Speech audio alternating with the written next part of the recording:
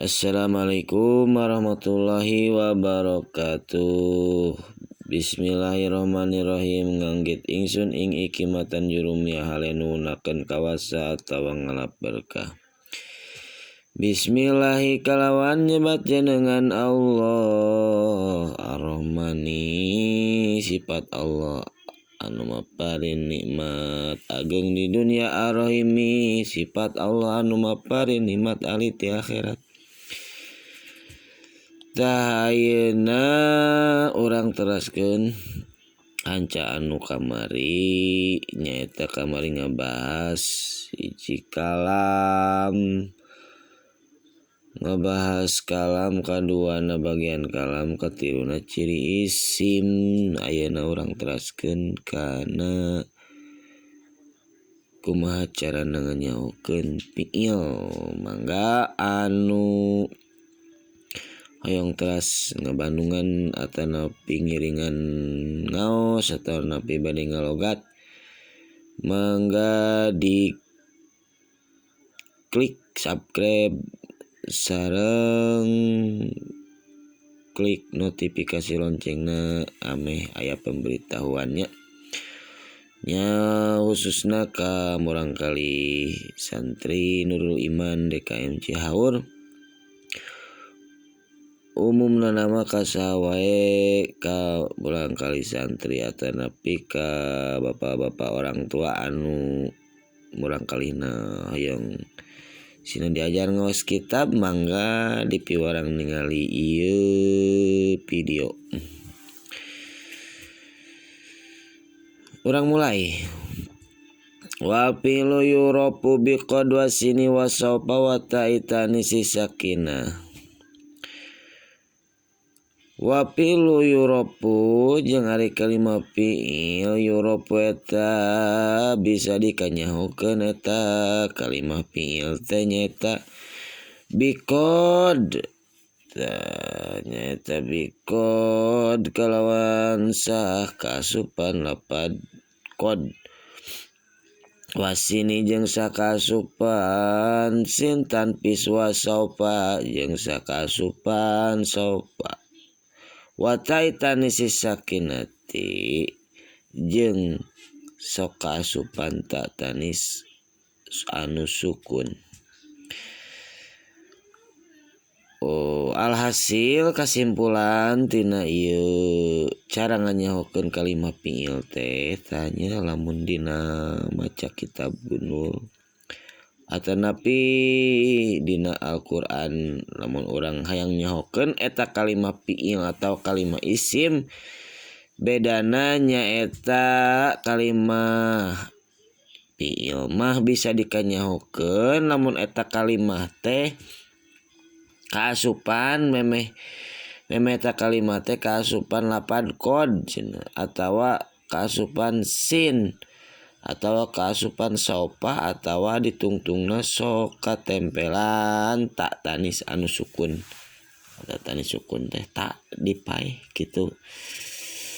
Tah kitu cara nganyahokeun fiil tah. Ari isim mah kamaripan geuninganannya ku cirina teh ku tanwin atawa ku jair tungtung atawa kaasupan alif lam mimitina atawa kaasupan huruf hopad ya jeung huruf sumpah anu 3. Tari fiil mah kalimah fiil mah sok kaasupan lapad qad, tapi henteu setiap fiil kaasupan lapad qad nya. Ngan ieu mah lamun aya kalimah kaasupan lapad qad atawa sin atawa saufa atawa tak tanis anu sukun, ta eta teh tetela gitunya sah disebut eta teh kalimah fiil tah gitu. Kumaha ayeuna urang teraskeun kana kalimah harap. Wal harfu malayasluhu mau dalil ismi wala dalilul fi'li.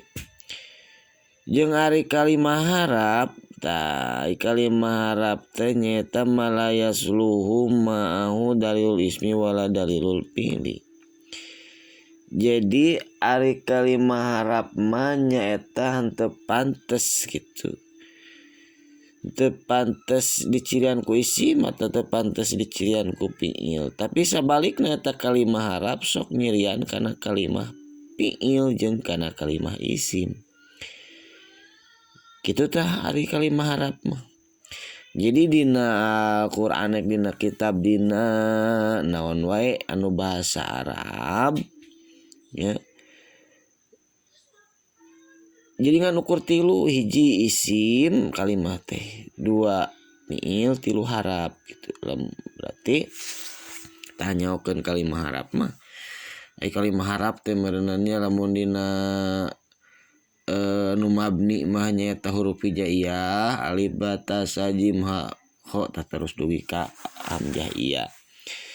Tah lamun ari maksud kalimah harap ieu mah nyaeta harap anu nempel kana kalimah isim atawa kana kalimah fiil bari ngabogaan makna kitu nya.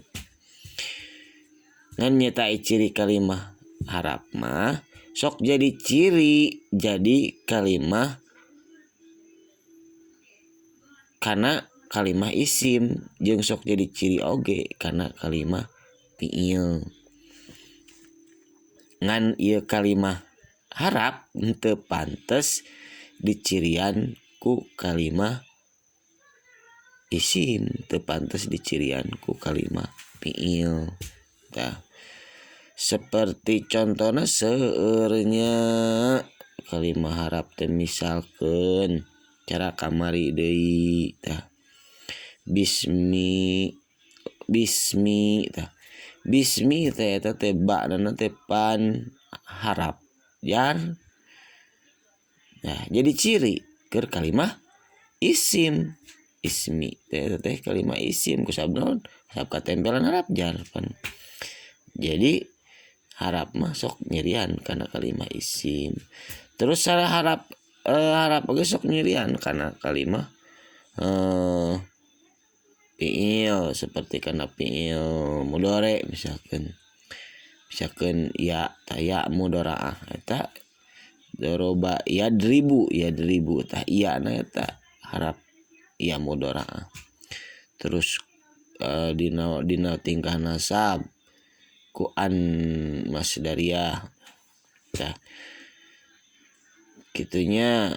Nah, jadi jangan bedakeun antara isim fiil harap jadi sadayana ngagaduhan ciri kitunya. Dikanyahokeun ciri isim kumaha, ciri fiil teh kumaha, ciri harap teh kumaha. Tah kitu pangintennya. Mudah-mudahan kahartos sareng tiasa manfaat kasadayana. Amin ya Allah ya rabbal alamin. Tah eta